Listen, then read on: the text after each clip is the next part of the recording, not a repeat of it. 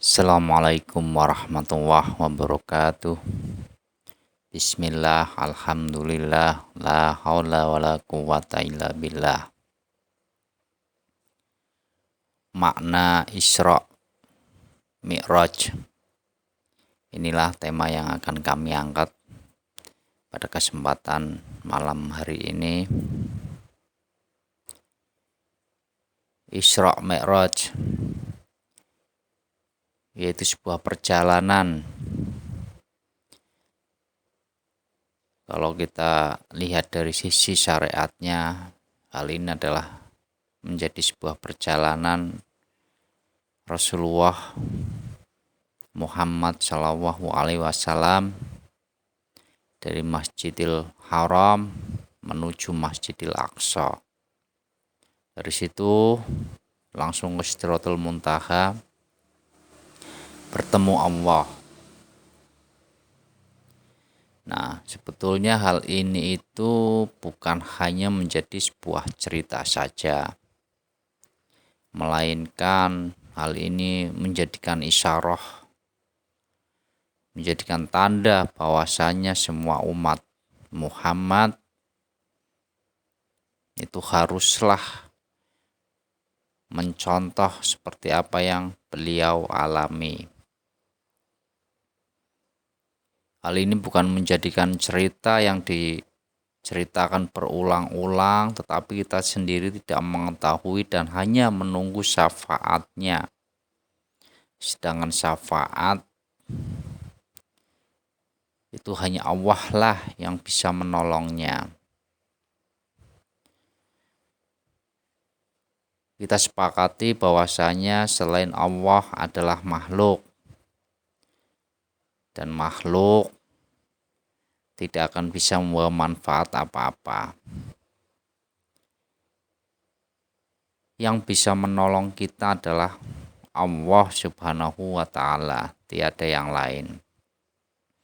Nabi Muhammad selaku suri tauladan, beliau adalah seseorang yang diturunkan untuk menjadi contoh bahwasanya setiap umat, setiap manusia harus bisa mengalami apa yang beliau alami.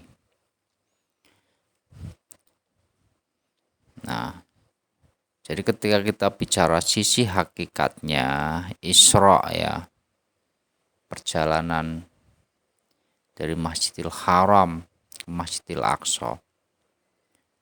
Jadi perjalanan hati ya, perjalanan hati yang penuh dengan kotoran, penuh dengan penyakit ini dibersihkan, disucikan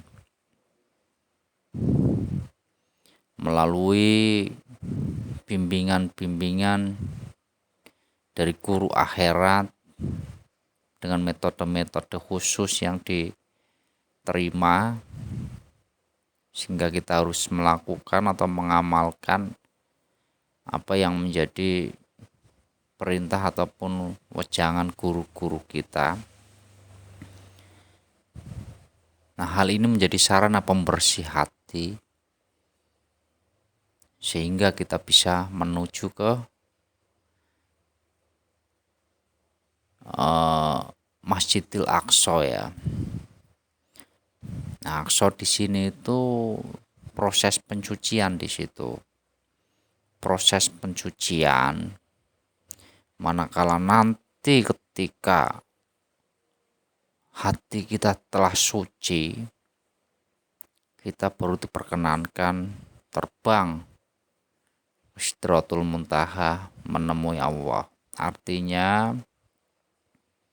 ketika di hati kita ataupun di dalam diri kita ini kotoran-kotoran yang melekat, yang menjadi pengakuan diri kita, sehingga fanalah hal itu, maka kita akan diperkenankan bertemu Allah.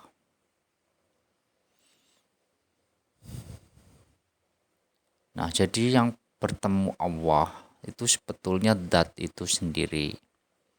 karena manusia sampai kapanpun tidak akan pernah bisa bertemu Allah. Jadi manusia ini hanya sebuah sebutan bagi yang menurut kita itu adalah ciptaan. Padahal manusia itu sendiri adalah unsur yang tunggal, unsur yang benar-benar diturunkan dari dirinya sehingga terjadilah ataupun terciptalah yang berbentuk manusia. Nah, ketika rasa manusianya ini melekat, ini yang menjadikan nafsu, sehingga kita tidak bisa kembali kepada diri yang sesungguhnya, yaitu Allah Subhanahu wa Ta'ala. Kita tidak bisa mi'raj, kita tidak bisa menemui diri yang sejati, yaitu Allah Subhanahu wa Ta'ala. Nah, maka dari itu kehusuan sholat juga letaknya ada di sini.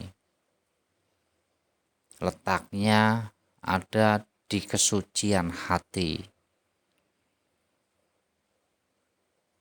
Hati jika hanya ada Allah, maka apapun yang kita lakukan termasuk sholat itu sudah pasti khusyuk.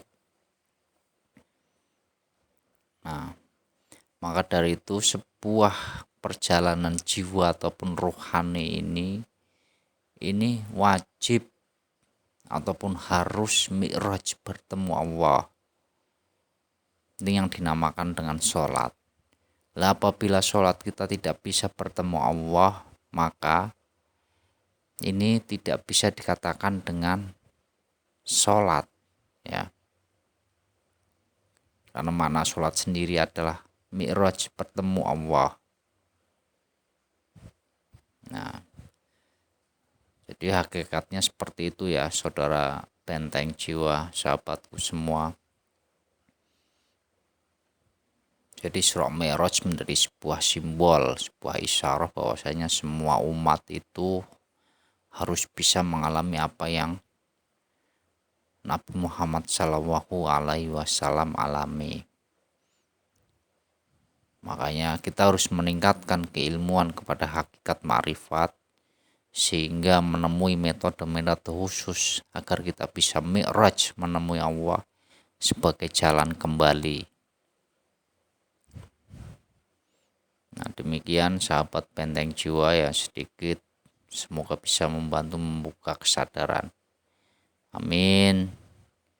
Wassalamualaikum warahmatullahi wabarakatuh.